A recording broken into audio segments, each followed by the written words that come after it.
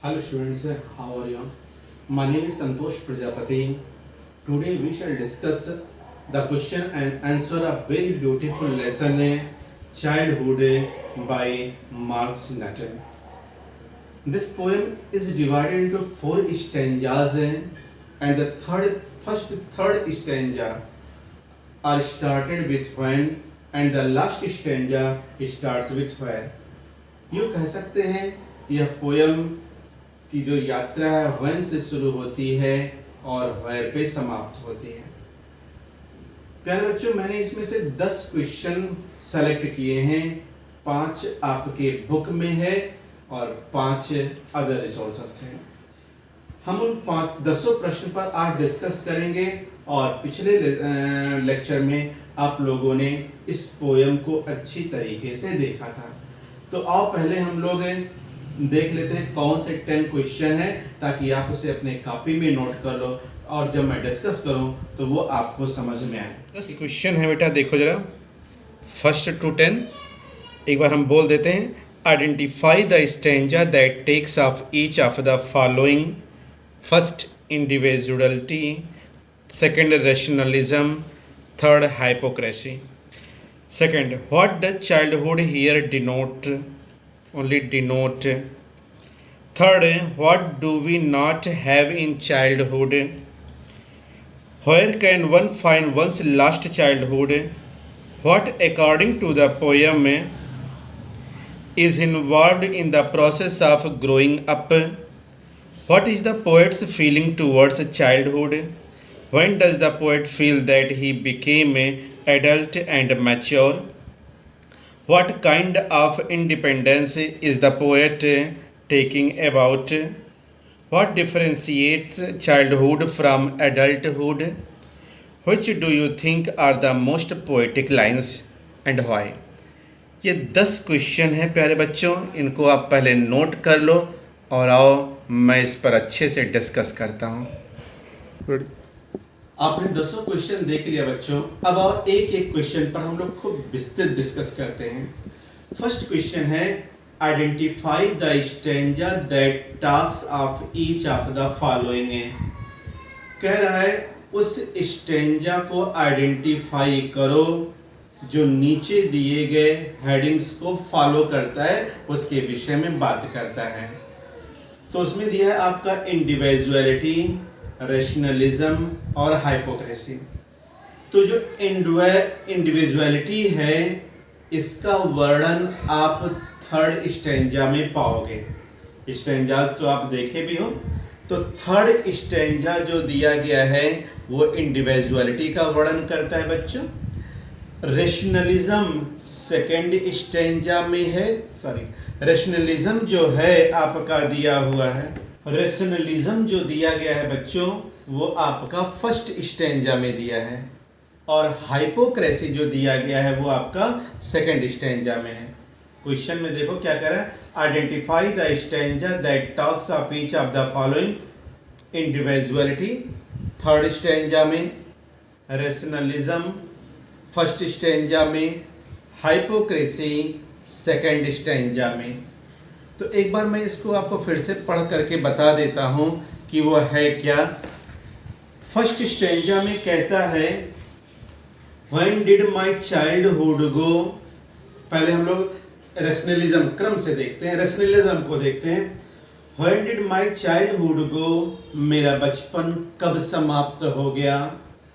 Was it the day I ceased to be 11, क्या यह वह दिन था जब मेरी उम्र 11 वर्ष की हो गई थी, या मैं 11 वर्ष की अपनी अवस्था को पूरा कर चुका था।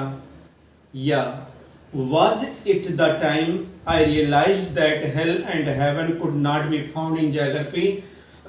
क्या यह वह समय था जब मैंने हेल और हेवन को महसूस किया कि इसे ज्योग्राफी में कहीं नहीं पाया जा सकता, ग्लोब में कहीं नहीं पाया जा सकता है, ये तो सिर्फ एक इमेजिनरी थिंग है। Was that the day, क्या यह वही दिन था जब मेरा बचपन खो गया, मेरा बचपन समाप्त हो गया और मैं एडल्टहुड की ओर आगे बढ़ गया। तो ये जो फर्स्ट स्टेंजा है बच्चों वो रैशनलिज्म बताता है। सेकंड स्टेंजा जो है वो आपका हाइपोक्रेसी बताता है। कुछ देख लो क्या हाइपोक्रेसी में क्या लिखा है। व्हेन डिड माई चाइल्डहुड गो, मेरा बचपन कब समाप्त हो गया। Was it the time I realized that adults were not all they seem to be? क्या यह वह दिन था जब मैंने महसूस किया कि वयस्क लोग जैसा प्रतीत होते हैं या जैसा होते हैं वैसा जैसा प्रतीत होते हैं वैसा होते नहीं हैं, क्योंकि उनकी कथनी में उनकी करनी में अंतर होता है। उनके वर्ड्स और उनके वर्क दोनों अलग अलग होते हैं। They talked of love, वे प्रेम की बातें करते हैं, एंड प्रीच्ड ऑफ लव, और प्रेम का उपदेश देते हैं, लेकिन प्रैक्टिस में ये दोनों का उपयोग नहीं करते हैं। Was that the day? क्या यह वही दिन था जब मेरा बचपन समाप्त हो गया। यानी दूसरा स्टेंजा जो है वो हाइपोक्रेसी है। और जो थर्ड स्टेंजा आपका दिया हुआ है वो इंडिविजुअलिटी के विषय में है, वो विचारों की स्वतंत्रता के विषय में है। कहते हैं व्हेन डिड माई चाइल्डहुड गो, मेरा बचपन कब समाप्त हो गया। Was it when I found my mind was really mind, क्या यह वह समय था जब मुझे ज्ञात हुआ कि मेरा मस्तिष्क वास्तव में मेरा है। To use whichever way I choose, और मैं जैसा चाहूँ वैसा उसका प्रयोग कर सकता हूँ। प्रोड्यूसिंग थॉट, विचारों को उत्पन्न कर सकता हूँ। That were not those of other people, और ऐसे विचार जो किसी अन्य के नहीं है, मेरे स्वयं के हैं, मेरे खुद के हैं, मेरे अपने मस्तिष्क के हैं। क्या यह वही समय था जब मेरा बचपन समाप्त हो गया था और मैं एडल्टसन्स के ऊपर एडल्टहुड की ओर आगे बढ़ने लगा था। बताओ समझ में। यानी आपका जो इंडिविजुअलिटी है, थर्ड स्टेंजा पूरा इंडिविजुअलिटी है। फर्स्ट स्टेंजा जो दिया गया है वो आपका रैशनलिज्म है, और जो सेकंड स्टेंजा आपका दिया गया है वो आपका हाइपोक्रेसी है। अब और दूसरा क्वेश्चन देखो। क्वेश्चन में आप देखो what does childhood here denote. यहाँ पर चाइल्डहुड क्या डिनोट करता है, क्या प्रदर्शित करता है। तो प्यारे बच्चों, चाइल्डहुड दो चीजें प्रदर्शित करता है। एक है आपका इनोसेंस और दूसरा है प्योरिटी। तो बनाओगे कैसे। वाक्य देखो डज लगा है, प्रेजेंट इंडेफिनिट, तो जवाब भी आपका प्रेजेंट इंडेफिनिट में बनना चाहिए। तो बनेगा क्या, चाइल्डहुड डिनोट्स इनोसेंस। स्पेलिंग याद रखना बच्चों, INNOCENCE, इनोसेंस एंड प्योरिटी। समझ में। फिर से क्वेश्चन देखो, what does childhood here denotes. तो here childhood denotes innocence and purity. ठीक है।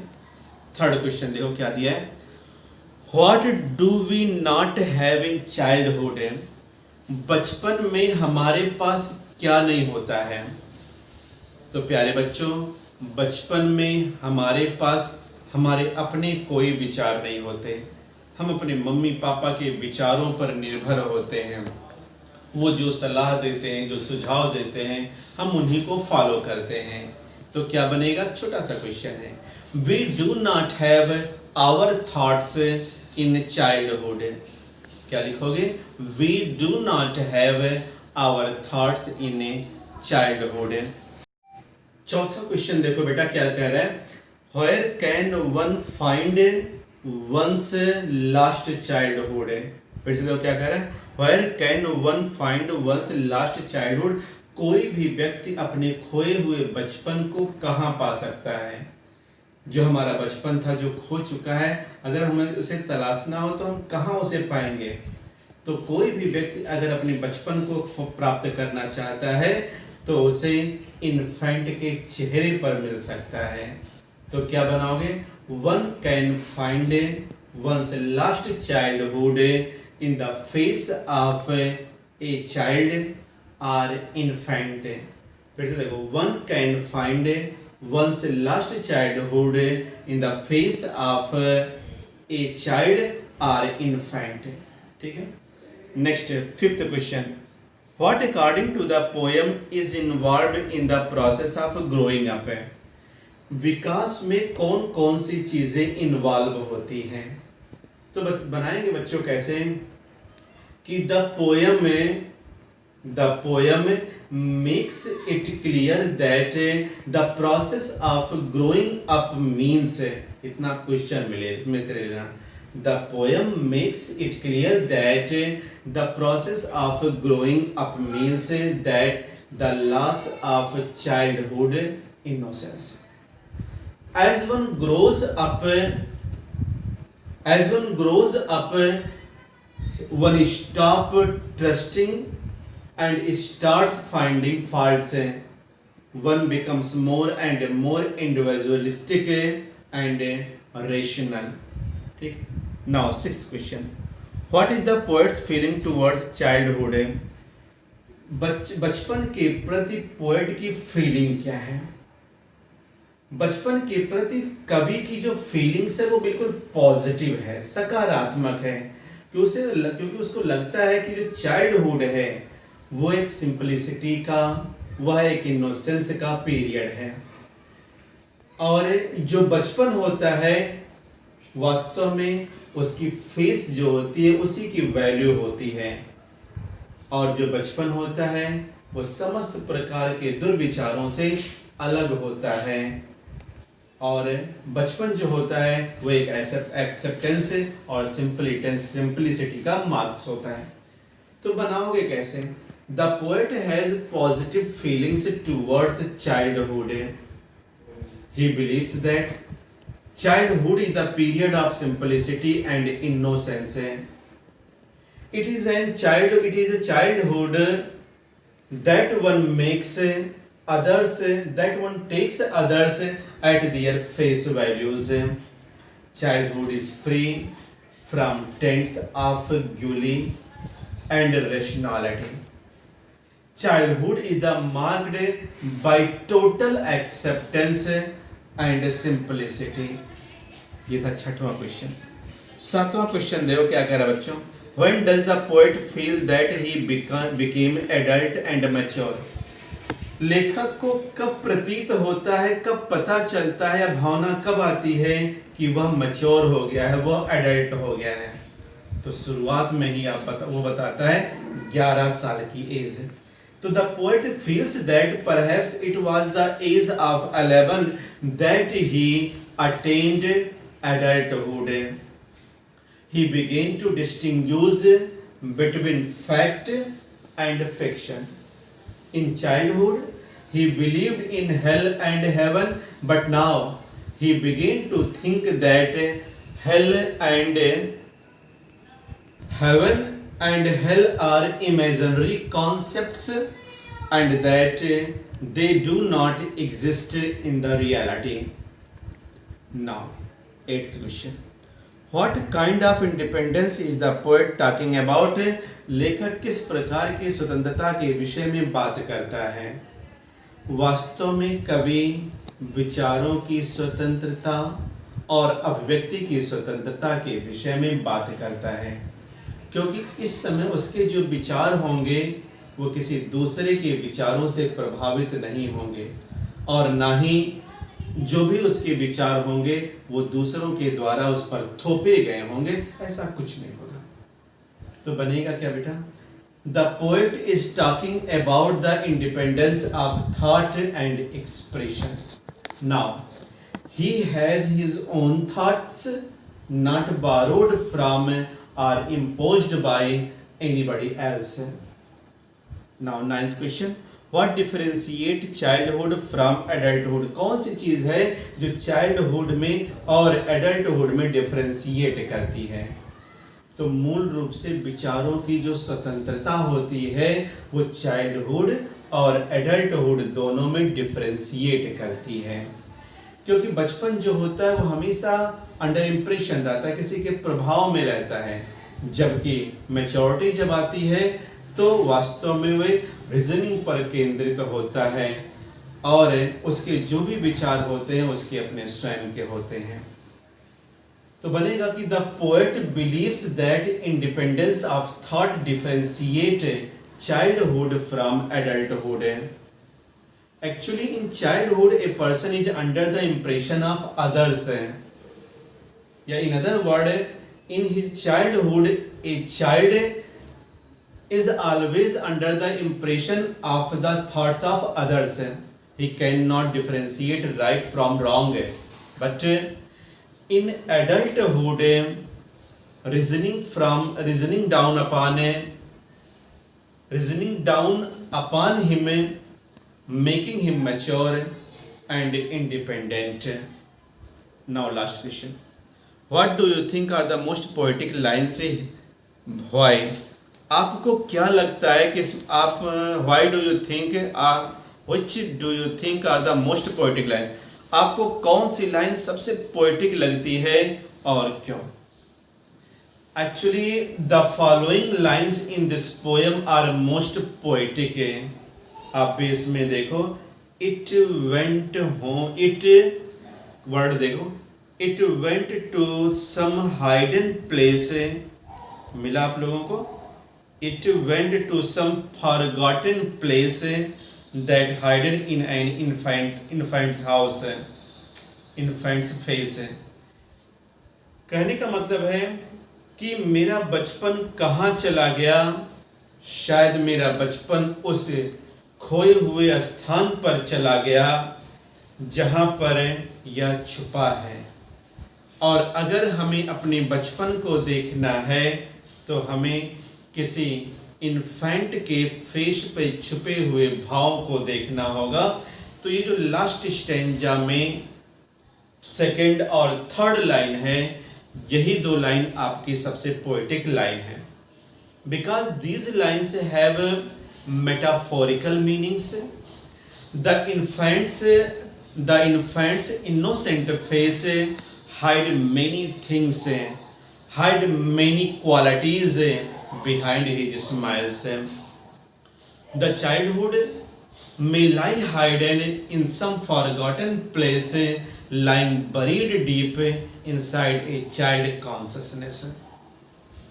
तो ये पोएम है आपका, लास्ट वाले को फिर से देख लो। पूछ रहा है कि कौन सी लाइन आपको सबसे पोएटिक लाइन लगती है। तो प्यारे बच्चों, मुझे ये दो लाइन बड़ी पोएटिक लाइन क्वालिटी वाली लगती है। It went to some forgotten place that hidden in an infant face. कारण है क्योंकि इसमें मेटाफोरिकल मीनिंग है और बच्चे की जो स्माइल होती है उसके पीछे बहुत सारे विचार, बहुत सारे ख्यालात छुपे होते हैं। और चाइल्डहुड में हम वो सारी चीज़ें भूल चुके होते हैं। तो अगर हमें अपने बचपन को देखना है तो किसी इन्फेंट के चेहरे को ही देखना होगा। इन्फेंट के चेहरे पर ही हम अपना पुराना बचपन वापस प्राप्त कर सकते हैं। तो ये है प्यारे बच्चों 10 क्वेश्चंस और उसके आंसर, उस पर डिस्कशन। आप इस क्वेश्चंस को लिखिएगा। नेक्स्ट लेक्चर में हम लोग कुछ और अच्छे इंपॉर्टेंट टॉपिक पर डिस्कस करेंगे। ओके।